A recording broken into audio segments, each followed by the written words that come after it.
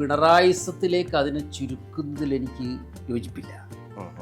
പിണറായിസത്തെക്കാളും വലിയ ദൗർബല്യങ്ങളാണ് പാർട്ടിക്കുള്ളത്. മനസ്സിലായില്ലേ? അത് കാണാതായി പോകും. എന്തുകൊണ്ടൊരു സ്റ്റാലിൻ ഉണ്ടായി? സ്വന്തം പോളിറ്റ് ബ്യൂറോയിലെ മുഴുവൻ അംഗങ്ങളെയും കൊന്നൊടുക്കുക, അല്ലേ? ഈ പറഞ്ഞ വിധത്തിലുള്ള ഗുലാഗുകൾ സ്ഥാപിച്ച് സഹാക്കളെ അതിനകത്തിട്ട് കൊന്നൊടുക്കുക. ഒരു സ്റ്റാലിൻ എങ്ങനെയുണ്ടായി? അതൊരു സ്റ്റാലിൻ്റെ കുഴപ്പം കൊണ്ടല്ല.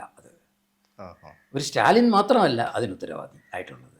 അത് ഇന്നറായിട്ടുള്ള പ്രസ്ഥാനത്തിൻ്റെ ചില പരിഹരിക്കപ്പെടാത്ത പ്രശ്നങ്ങളിൽ നിന്നുണ്ടാകുന്നതാണ്. അവരൊക്കെ ആ പ്രസ്ഥാനത്തിൽ ആത്മാർത്ഥമായിട്ട് വിശ്വസിച്ച് തന്നെയാണ് കൊല ചെയ്യുന്നത്. മനസ്സിലായില്ലേ? ആത്മാർത്ഥമായിട്ട് വിശ്വസിച്ച് സ്വന്തം സ്നേഹിതനെ, സ്വന്തം സഖാവിനെ കൊല ചെയ്യണമെങ്കിൽ അതിലുള്ള രാഷ്ട്രീയ പ്രതിസന്ധി എത്ര വലുതാണെന്ന് അത് മനസ്സിലാക്കണം. അത് മനസ്സിലാക്കായികയാണ്.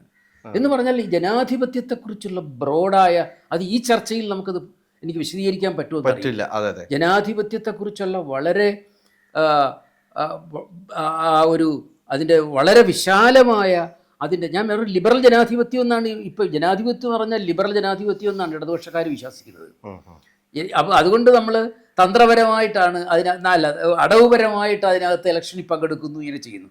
ജനാധിപത്യം എന്ന് നമ്മുടെ പാർട്ടിക്കുള്ളിലാണെന്നുള്ളതാണ്. നമ്മുടെ കൈ നമ്മുടെ ശരിയിലാണ് ഇരിക്കുന്നുള്ളതാണ്. ഇതിനകത്തെന്ന് വെച്ചാൽ ഒരു റിലീജിയസ് ആറ്റിറ്റ്യൂഡ് ഉണ്ട്.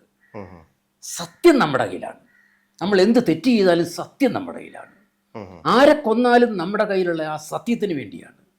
എന്ത് തിന്മ ചെയ്താലും എന്ത് അഴിമതിക്ക് കൂട്ടുനിന്നാലും നമ്മൾ ആ സത്യത്തിന് വേണ്ടിയിട്ടാണ്.